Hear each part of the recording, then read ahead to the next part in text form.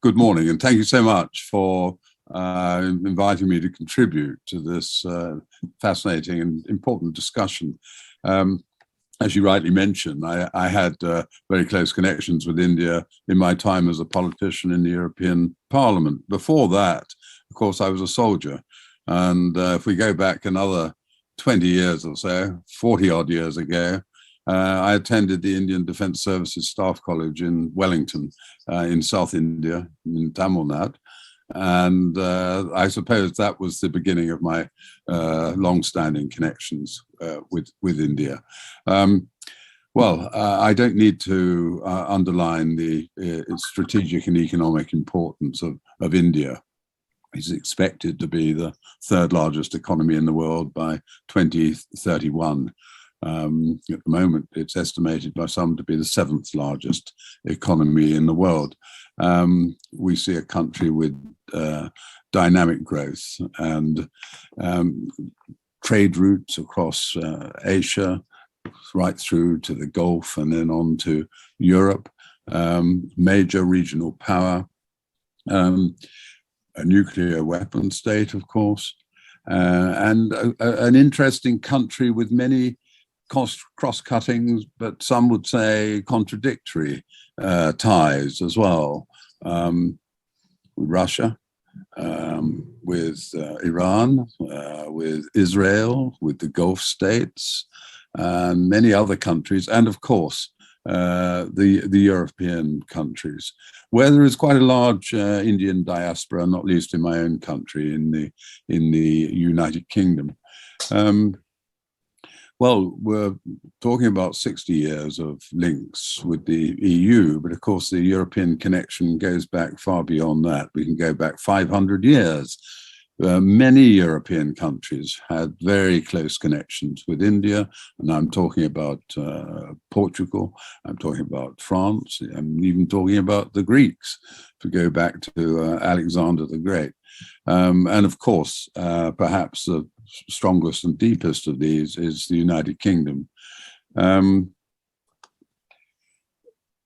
Very much India we see also today very close to the United States as well. And so if we think of the United States and we think of Europe, then we see the heart of the democracies is in this transatlantic alliance. And I suppose in today's world, the big question is this battle between democracy and the autocracies.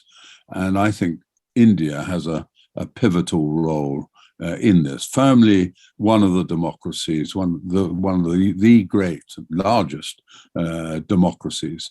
So we all watch India and we want very close connections, and it's to our mutual benefit. India, of course, was very keen for the United Kingdom to remain in the European Union, not least because the United Kingdom tended to lead the discussion on India in that context, and of course, often stood up for India in the discussions going on in Council and the other institutions of the European Union. So like many other countries, India was very keen for Britain to continue to have a foot in the European Union. I won't go into all the ins and outs of the European Union. This is not the place. All I would say is I think very few people really understand the nature of the European Union. And certainly the British people rejected the idea of ever closer union. They didn't want to see the loss of their national sovereignty. I think a lot of citizens in many European countries feel the same way, and yet there is a very strong direction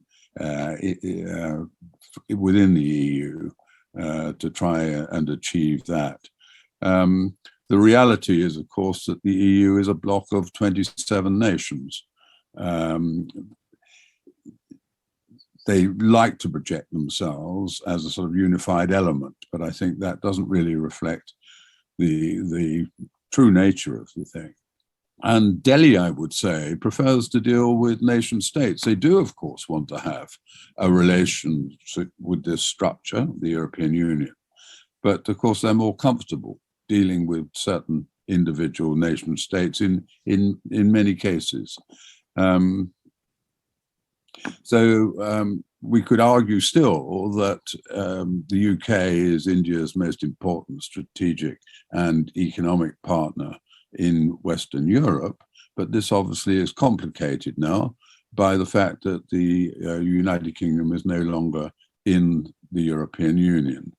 And I like to think that India even might have a role in improving the relationship between the UK and the EU. But that's an interesting question that could be pursued.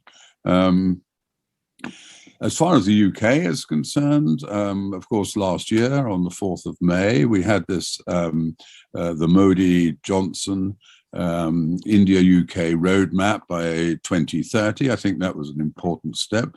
And at the same time, we saw the EU resuming efforts with India for some sort of free trade agreement or some sorts of trade agreements once more. We should bear in mind, one of my criticisms all the time when I was in the European Parliament was that negotiations with India had opened in 2007, and all those years on, nothing really had achieved. And then, of course, there was a hiatus between 2007 and 2013. So I'm pleased to see that now things have opened up again, and I hope some progress is being made, and others here will perhaps describe the possibilities for that.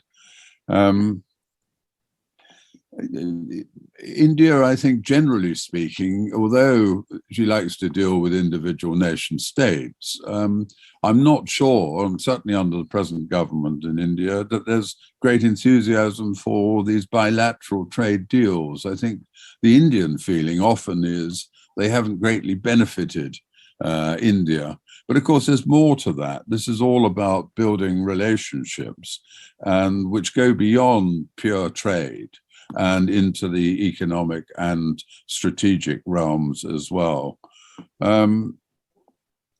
So all I would say then is that we're going through very difficult times at the moment. We have a threat to world peace in Eastern Europe from the actions of Moscow towards Ukraine, and we have to wait to see how that develops. We see a wider challenge of threatening autocracies, which India suffers from as well. We're all still in the midst of this COVID epidemic, which is a worldwide pandemic that we all have to help one another to deal with. And of course, there will be more pandemics to come. So that's another important area. And of course, India, along with Europe and the United Kingdom, has great pharmaceutical and research industries where they can work closely together and are often complementary in terms of dealing with this sort of problem.